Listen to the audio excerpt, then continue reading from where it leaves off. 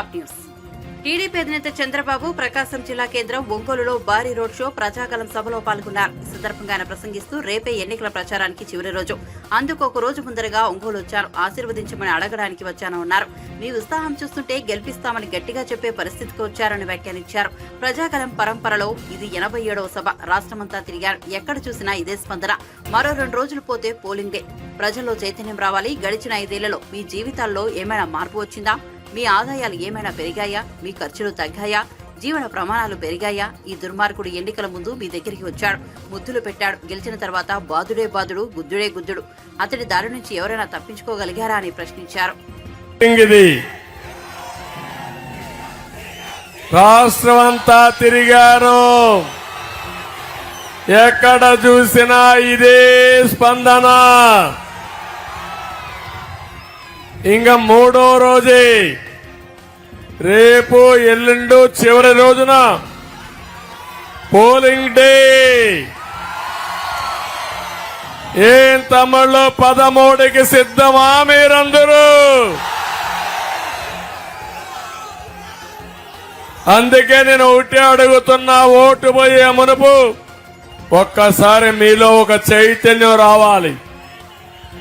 నేను అడుగుతున్నా, గడిచిన 5 సంవత్సరాల్లో మీ జీవితాలు ఏమైనా మార్పు వచ్చిందా? మీ ఆదాయాలు పెరిగాయా? మీ ఖర్చులు తగ్గాయా? జీవన ప్రమాణాలు పెరిగాయా? తమ్ముళ్ళు, దుర్మార్గుడు ఎన్నికల ముందు వచ్చాడు మీ దగ్గరికి, తల మీద చెయ్యి పెట్టాడు, జ్ఞాపకం చేసుకోండి. బుగ్గలు నిమిరాడు, జ్ఞాపకం చేసుకోండి. ముద్దులు పెట్టాడు, జ్ఞాపకం ఉందా మీకు? గెలిచిన తర్వాత బాధుడే బాధుడు, గుద్దుడే గుద్దుడు. అవునా కాదా? ఎవరికైనా ఎగ్జిబిషన్ ఉందా తమ్ముళ్ళు? ఈ దాడిలో ఎవరైనా తప్పించుకున్నారా మీరని అడుగుతున్నా. ఎన్ని అరాచకాలు! ఓసారి బాధ, ఆవేదన, కూల్చివేతలు, దాడులు, అక్రమ కేసులు, సెటిల్మెంట్లు. ఒకటి కాదు, నా జీవితంలో ఇంత అరాచకం ఎప్పుడూ చూడలేదు. ఈ సైకో సైకో సైకో మామూలు సైకోనే కదా, అహంకారి సైకో, ఒక విధ్వంసకారి సైకో. అవునా కాదా? ఎవరైనా పరిపాలన ఒక మంచి కార్యక్రమంతో ప్రారంభిస్తాడు. నేను కట్టిన ప్రజావేదిక జ్ఞాపకం ఉందా మీ అందరికీ? అక్కడే కలెక్టర్స్ కాన్ఫరెన్స్ పెట్టాడు. పెట్టి మీరందరూ చూడండి నేనేం చేస్తానని ప్రజావేదికను కూలుస్తున్నానని చెప్పి కూల్చిన వ్యక్తి ఈ సైకో. అక్కడి నుంచి నేను అడుగుతున్నా, ఎప్పుడైనా ఒక్క మంచి పని చేశాడా తమ్ముళ్ళు అని అడుగుతున్నా. నేను అడుగుతున్నా మీ అందరినీ. ఈరోజు ఈ ప్రభుత్వం వల్ల అన్ని విషయాల్లో నష్టపోయాం. కరెంటు ఛార్జీలు ఎన్నిసార్లు పెంచాడని మిమ్మల్ని అడుగుతున్నా. 8 సార్లు పెంచాడా లేదా? 200 రూపాయల కరెంటు ఛార్జీ ఇప్పుడు ఎంత? 1000 రూపాయలు అయిందా లేదా? ఏం చెల్లమ్మా, నీ కోపం వచ్చిందా? ఇంకా రాలా? ఆవేశం రాలా? మీ కుటుంబం గుల్లైపోయిందా లేదా? మీ ఆదాయం సగం కరెంటు ఛార్జీలకు పోయిందా లేదా? నేనున్నప్పుడు పెంచానా? కరెంటు కొరత ఉందా? అది సమర్థవంతమైన పాలన, సుపరిపాలన.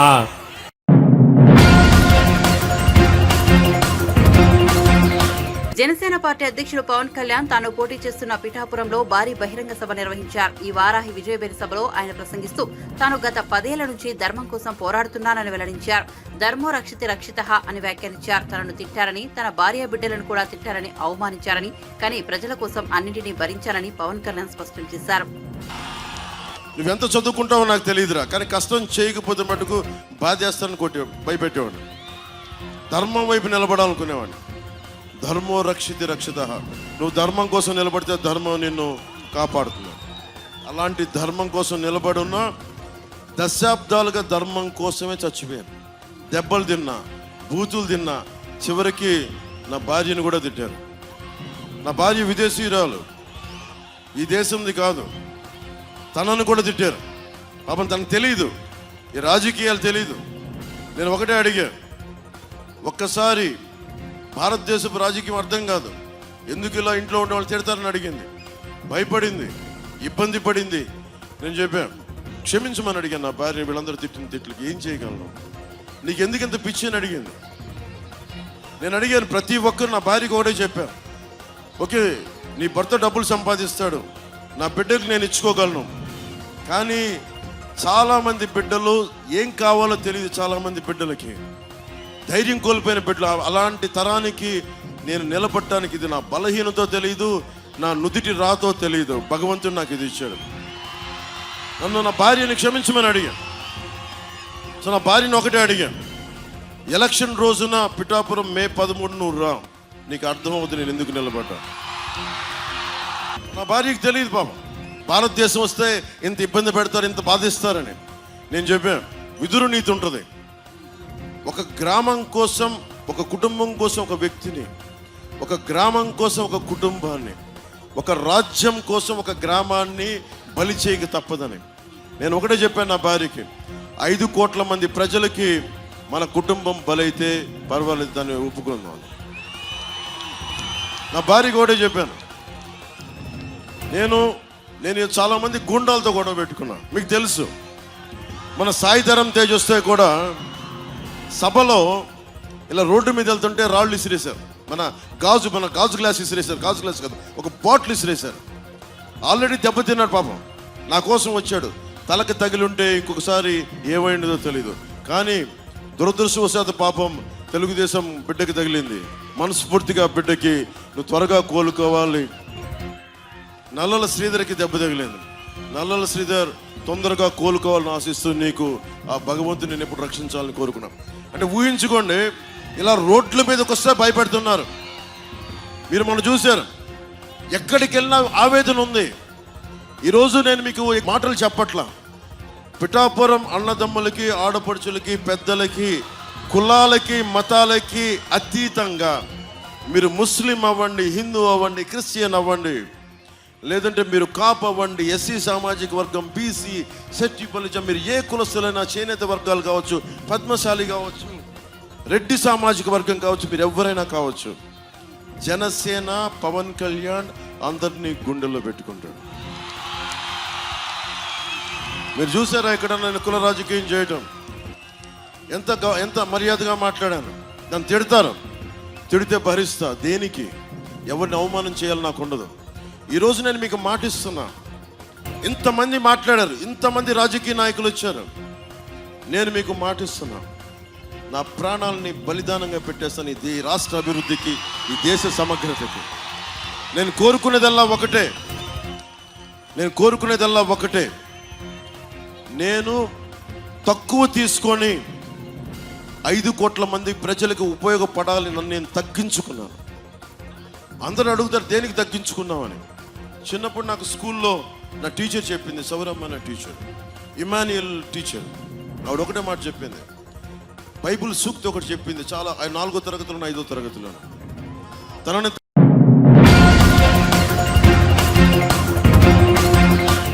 బీజేపీకి 400 సీట్లు వస్తే పెట్రోల్ ధర 400 దాటడం ఖాయమని బీఆర్ఎస్ అధినేత కేసీఆర్ అన్నారు. ఆయన బస్సు యాత్ర సిద్దిపేటకు చేరుకుంది. ఈ సందర్భంగా మాట్లాడుతూ రాజకీయాల్లో తనకు సిద్దిపేట ఎంతో ధైర్యాన్ని ఇచ్చిందని తెలిపారు. బీఆర్ఎస్ పార్టీ అభ్యర్థి వినోద్ కుమార్ 2001 నుంచి తనతోనే ఉన్నారని, ఆయనకు ఓటు వేసి గెలిపించాలని కోరారు.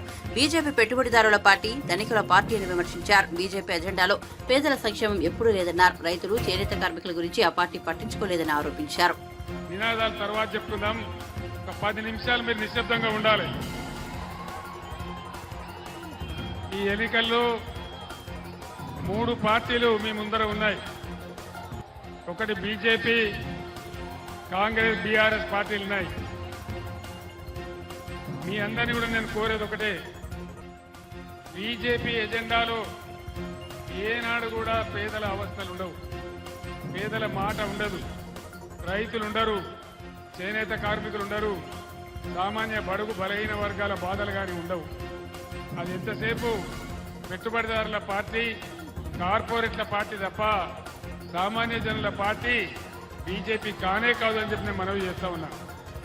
బీజేపీ వచ్చినప్పుడు నరేంద్ర మోడీ గారు మా గవర్నమెంట్ వస్తే విదేశాల్లో ఉన్న నల్ల డబ్బు తెచ్చి ఇంటికి 15 లక్షలు ఇస్తామని చెప్పినారు. 15 లక్షలు వచ్చినాయా? వినబడతలేదు. 15 లక్షలు నరేంద్ర మోడీ ఇచ్చిందా? ఇయ్యలేదా? బేటీ పడావో బేటీ బచావో ఏమైనా వచ్చిందా? అమృత్ కాల్ వచ్చిందా? అచ్చే దిన్ వచ్చినాయా? ఏం రాదు, అంత పట్టిదే గ్యాసు ట్రాష్ తప్ప ఏం లేదు. బీజేపీ వాళ్ళు చెప్తున్నారు అబ్కి బార్ 400 పార్ అని. 400 పార్ నిజమే. 400 పార్ ఏమైతుంది? పెట్రోల్ 400 పార్, డీజిల్ 400 పార్, కానీ నరేంద్ర మోదీ 400 పార్ కాదు అనే మనవి చేస్తా ఉన్నా. మీ అందరు నేను ఒకటే కోరుతా ఉన్నా, భారతీయ జనతా పార్టీ విద్వేషాలు నింపి ప్రజల మధ్య పగలు పెంచి దేశాన్ని చీల్చే పని చేస్తారు తప్ప పేద ప్రజల గురించి, రైతుల గురించి, చేనేత కార్మికుల గురించి, పనిచేసుకుని బతికేటువంటి ప్రజల గురించి ఏ ఒక్క మంచి పని కూడా చేసే పార్టీ కాదు. కాంగ్రెస్ పార్టీ గత అసెంబ్లీ ఎన్నికల్లో అరచేతిలో వైకుంఠం చూపించి అలవిగాని హామీలిచ్చి గద్దెకెక్కింది కాంగ్రెస్ పార్టీ. ప్రతి ఇంటికి, ప్రతి మహిళకు 2500 ఇస్తామన్నారు. మహిళలకు 2500 వచ్చినాయా? రుణమాఫీ అయ్యిందా? రైతు బంధు అందరికి పడ్డదా? కరెంటు సరిగా వస్తున్నదా? కరెంటు కోతలు మళ్ళా మొదలైనయా? మన రంగనాయక సాగర్ ఎండబెట్టినరా? రైతుల పంటలు ఎండినాయా? అంటే ఇది పరిస్థితి. ఒకటి స్కీమ్ పెట్టిండ్రు, అది మహిళలకు బస్సు, అది టోటల్ గా ఫెయిల్ అయిపోయింది. ఒక సర్కస్ లాగా అయిపోయింది తప్ప యువలకు లాభం జరగలే. అందువల్ల మీ అందరినీ కూడా నేను కోరేది, అర్థం చేసుకొని వివేచనతోని మన రాష్ట్ర భవిష్యత్ కోసం, ఈ దేశ భవిష్యత్ కోసం ఆలోచించి ఓటేయాలి తప్ప ఓటు ఎప్పుడు కూడా ఆగమాగ వెయ్యకూడదు. ఏ ఒక్క హామీ అమలు కాలే, అవుతుందనే ఆశ కూడా లేదు. ఆ రోజు మనం 30,000 కోట్లు 2 దఫాలుగా రుణమాఫీ చేసినాం. ఈ ముఖ్యమంత్రి చెప్పినాడు, మీరు పరిగెత్తండి, లోన్ తీసుకోండి, డిసెంబర్ 9వ తేదీ నాడే 2 లక్షల రుణమాఫీ చేస్తామని చెప్పినారు. రుణమాఫీ జరిగిందా? ఏది కూడా జరగలే. 6 ప్రధాన హామీలతో పాటు 420 హామీలు ఇస్తే ఏ ఒక్క పని కూడా జరగలేదు. బీజేపీతో ఏ ఒక్క పని జరగలేదు. అదే బీఆర్ఎస్ ప్రభుత్వం ఉన్నప్పుడు అన్ని వర్గాల ప్రజలను కులము, మతము అనే తేడా లేకుండా ఒక కోడి తన పిల్లలను కాపాడుకున్నట్టుగా అందరినీ కూడా వెనకకి తీసుకొని మనం ముందుకు పోయినాం. అందరిని కాపాడినాం, పేదలను కాపాడినాం. పేదవాళ్లకు, వృద్ధులకు 2000 రూపాయల పెన్షన్ ఇచ్చినాం. ఈ ప్రభుత్వం 4,000.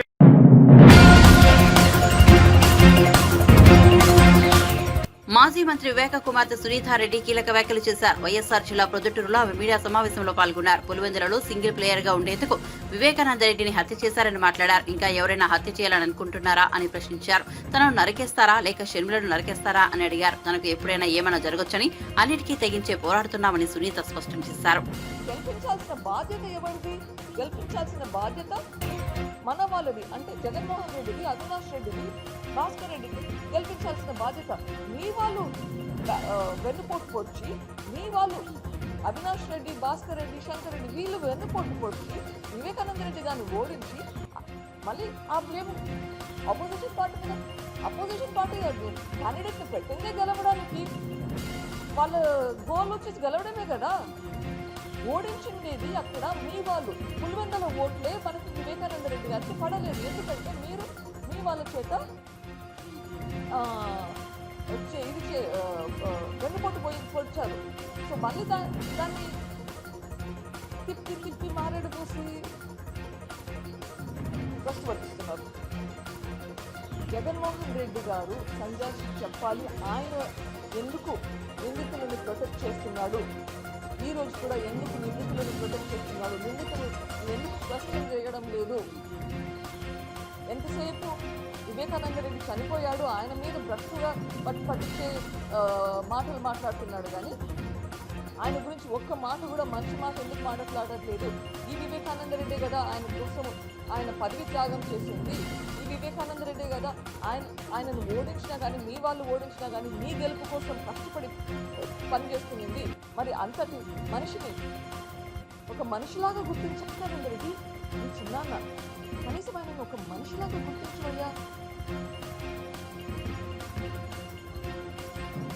పార్టీలకు సంబంధించింది కాదు, కడప ఎంపీ ఎలక్షన్ పార్టీలకు సంబంధించింది కాదు, ఇది ఒక న్యాయ పోరాటం. దీంట్లో ప్రజా తీర్పు కోసం మొత్తం ప్రపంచం అంతా చూస్తుంది. దయచేసి కడప ప్రజలందరూ దయచేసి అర్థం చేసుకోవాలి, ఇది పార్టీలకు అతీతంగా న్యాయం కోసం పోరాడే ఒక ఎలక్షన్.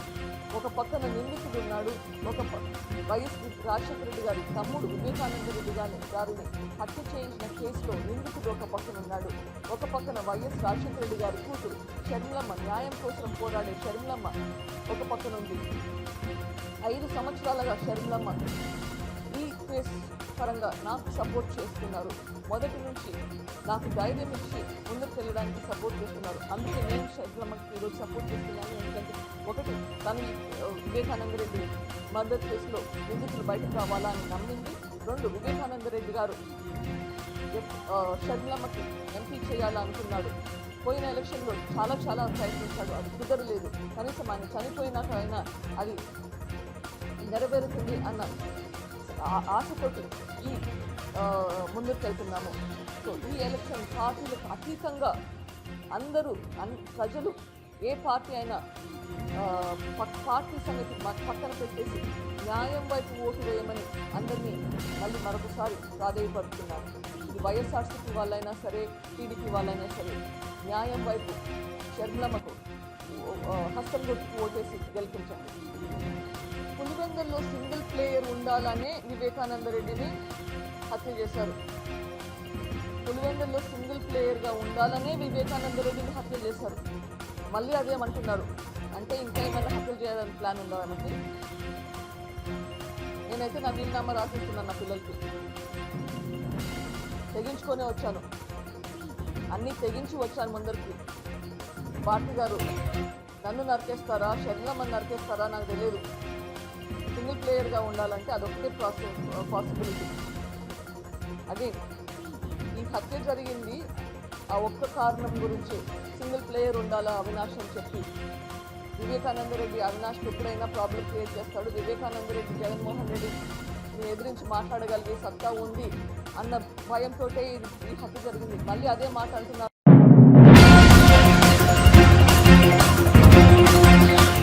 ఏపీ అభివృద్ధి చెందాలంటే టీడీపీ అధినేత చంద్రబాబు అధికారంలోకి రావాలని సినీ నటుడు నారా రోహిత్ అన్నారు. శ్రీ సత్యసాయి జిల్లా పుట్టపర్తి నియోజకవర్గంలో పల్లె సింధూరారెడ్డికి మద్దతుగా ఆయన ఎన్నికల ప్రచారంలో పాల్గొన్నారు. అనంతరం విడుదలైన ప్రతినిధి 2 సినిమాను కొత్త చెరువు సందీప్ థియేటర్లో ప్రేక్షకులతో కలిసి వీక్షించారు. విధ్వంసంతోనే జగన్ పాలన ప్రారంభమైందని మండిపడ్డారు. వైఎస్ఆర్సీపీ పాలనలో రాష్ట్రం చాలా ఏళ్లు వెనక్కు వెళ్లిందని ఆవేదన వ్యక్తం చేశారు. అభివృద్ధి సంక్షేమం రెండు సమానంగా ఉండాలి. అభివృద్ధి చేసుకుంటే ఇబ్బంది, రాష్ట్రానికి సంక్షేమం ఒకటే చేసిన ఇబ్బంది. సో ఖచ్చితంగా రెండు సమానంగా చేస్తేనే ఈ రాష్ట్రం బాగుంటుంది అండ్ చాలా మంది అందరి జీవితాలు బాగుంటుంది. నెక్స్ట్ రాబోయే తరాల భవిష్యత్తు బాగుంటుంది. సో ఖచ్చితంగా మేనిఫెస్టో అమలు చేయగలుగుతారు తెలుగుదేశం పార్టీ. అంటే చాలా మంచి మేనిఫెస్టో ఇవ్వగలిగారు, అన్ని వర్గాల వరకు అందరికీ సాయం చేస్తుంది. 5 సంవత్సరాల్లో రాష్ట్రం చాలా వెనకబడిపోయింది. అది బేసిక్గా మనం అదే అంటున్నాను కదా, ఇందాక మనం తెలంగాణతో పోటీ పడతాం. కొత్త రాష్ట్రం అయినా సరే, క్యాపిటల్ లేకపోయినా సరే, 2014 నుంచి 19. కానీ 19 తర్వాత ఈ రాష్ట్రం ఒక క్యాపిటల్ లేకుండా, అసలు ఏ కొత్త కంపెనీ రాకుండా, ఎన్నో కంపెనీలు ఉన్న కంపెనీలు కూడా తరలిపోయే పరిస్థితి. సో ఈ ప్రభుత్వంలో చాలామంది చాలా రకాల ఇబ్బందులు పడ్డారు. అసలు మొదలెట్టిందే ఒక విధ్వంసంతో, ప్రజావేదికను కూల్చేయడంతో. తర్వాత ప్రతి ఒక్కరి జీవితంలో ఏదో ఒక విధంగా ఇబ్బంది పెట్టారు. లాస్ట్లో అయితే ల్యాండ్ టైటింగ్ అండ్ యాక్ట్ అయితే ఒకటి తీసుకొచ్చారు. దానివల్ల ప్రతి ఒక్కరు భయభ్రాంతులు గురయ్యారు. సో ఈ ప్రభుత్వంలో ఎవరూ ఆనందంగా లేరు. సో ఖచ్చితంగా ప్రజల్లో శ్రీకాకుళం నుంచి తిరగడం జరుగుతుంది. సో ఖచ్చితంగా ప్రజల్లో మార్పు కావాలి.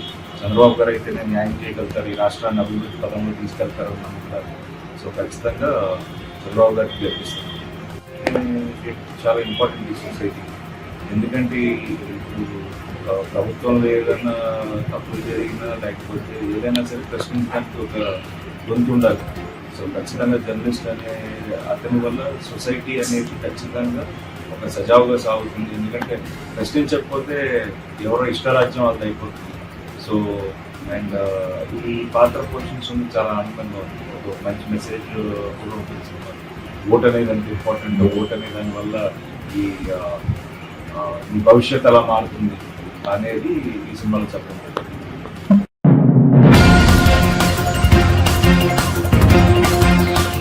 బాపట్ల జిల్లా అద్దంకి వైఎస్ఆర్సీపీ అభ్యర్థి పానెం హనిమిరెడ్డి వివాదాస్పద వ్యాఖ్యలు చేశారు. వైఎస్ఆర్సీపీకి ఓటు వేసిన వారికే తన సేవకుడని, వారికే సేవ చేస్తానని వ్యాఖ్యానించారు. ఇతరులకు ఓటేసిన వారు ఎవరూ తన వద్దకు రావద్దని హెచ్చరించారు. ఇటీవల సంతమాగులూరు మండలం కొప్పరంలో నిర్వహించిన ఎన్నికల ప్రచారంలో ఆయన చేసిన ఈ వ్యాఖ్యలు ఆలస్యంగా వెలుగులోకి వచ్చాయి. మీరందరూ కూడా ఒకటి మాత్రం గుర్తుంచుకోండి. మీరందరూ ఒకసారి ఒకటి మొక్క మాత్రం గుర్తుంచుకోండి. మళ్ళా ఇది అందరూ కొంచెం వినాలి ఈ మాట. అందరూ కొంచెం వినాలి ఈ మాట. బాగా జాగ్రత్తగానండి. ఈ పీరియడ్ లో జగనన్నకు ఓటు వేయకుండా ఎలక్షన్స్ అయిపోయిన తర్వాత అన్నా నాకు 10,000 ఓట్లు ఉన్నాయి, 5,000 ఓట్లు ఉన్నాయి, మీ పార్టీలో జాగ్రత్త అంటే మాత్రం చెప్పు తీసుకొని కొడతామని చెప్పి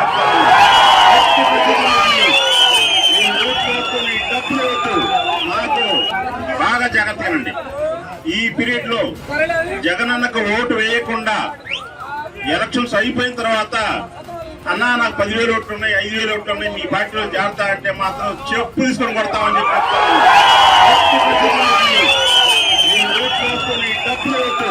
మాకు ఊళ్ళో కష్టకాలంలో ఉన్న పార్టీని లాక్కొచ్చిన కార్యకర్తలు ఉన్నారు. వాళ్ళని వదిలేసి మిమ్మల్ని నెత్తులు పెట్టుకోవాల్సిన అవసరం ఆ పార్టీకి లేదని చెప్పి తెలియజేస్తా ఉన్నాం. అంతేగాని టీడీపీ ఓటేసి అన్నా పొరపాటు అయిందన్నా, సారీ అన్నా, అదే అన్నా, ఇదన్నా ఉండదు. ఇక్కడ ఉంది గరటయ్య గారు కాదు, గొట్టిపాటి రవి కాదు, హనీరెడ్డి మీ అందరూ బాగా గుర్తుపెట్టుకోండి. మీ అందరూ కూడా కొంచెం చెప్తా ఉన్నా, పొరపాటున మీరు ఎవరైనా సరే అన్నా నేను ఓటేశాను, మా అబ్బాయి ఓటేయలేదన్నా, కొద్దిగా మా అబ్బాయికి సహాయం చేయమంటే కూడా చేయండి. నేను ఇది గుర్తుపెట్టి జగనన్నకు ఓటు వేయాల్సిందే. ఓటు వేసినానికే ఖచ్చితంగా నేను ఇక్కడ సేవకుని. జగనన్నకు ఓటు వేయకుండా అబ్బాయి లేదు, అమ్మాయి లేదు, ఎవరు లేదు. జగనన్నకు ఓటు వేసిన వాళ్ళకి నేను సేవకుని. ఇది గుర్తుపెట్టుకొని అందరూ రాబోయే కాలంలో ఫ్యాన్ గుర్తుపై ఓటు వేసి గెలిపించాలని చెప్పి కోరుకుంటా ఉన్నాను. వాళ్ళని ఎవరిని కూడా నా దగ్గర తీసుకురావచ్చు, కూడా తీసుకొచ్చినా అని నేను కొంచెం తేడా కానీ కాబట్టి మీరు జాగ్రత్తగా ముందు చెప్తున్నాను.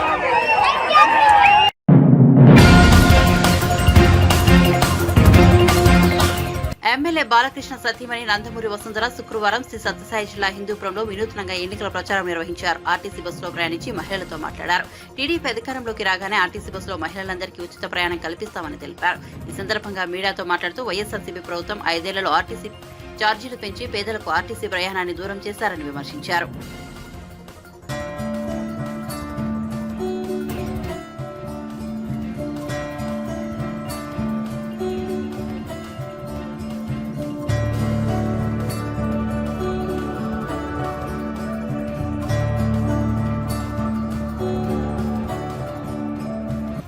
పేదవాళ్ళ ఆరోగ్య రథం ఆర్టీసీ బస్ అండి.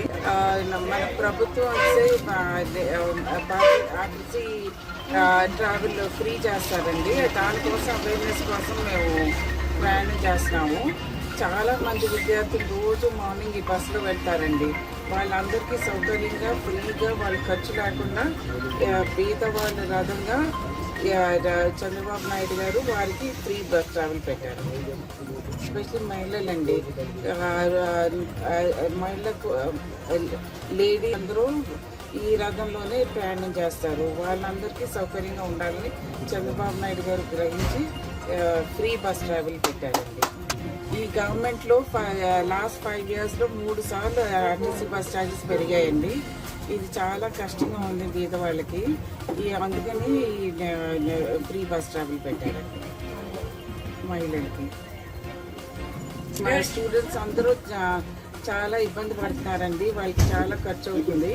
సో అక్కడి నుంచి గ్రామాల నుంచి వచ్చే మహిళలు, విద్యార్థులు వాళ్ళందరికీ సౌకర్యంగా ఉండాలని ప్రతి పల్లె నుండి ఈ ఫ్రీ బస్ ట్రావెల్ పెట్టారు.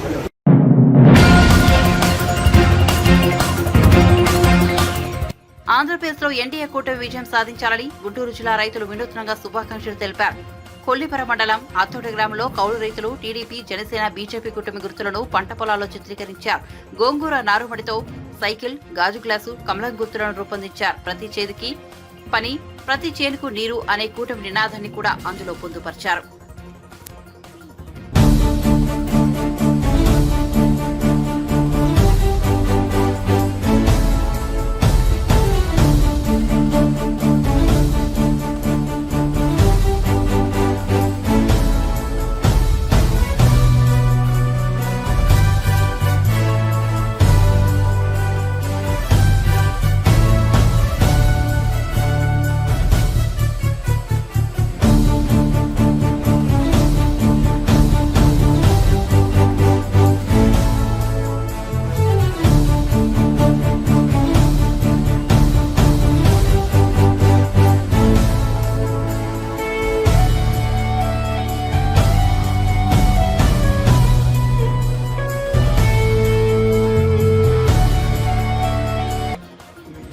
కూటమికి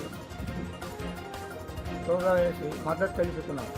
ఎందుకంటే ఆయన ప్రతి చేనికి నీళ్ళు, ప్రతి చేతికి పని, ఈ కాన్సెప్ట్ మాకు బాగా నచ్చి మేము రైతులం.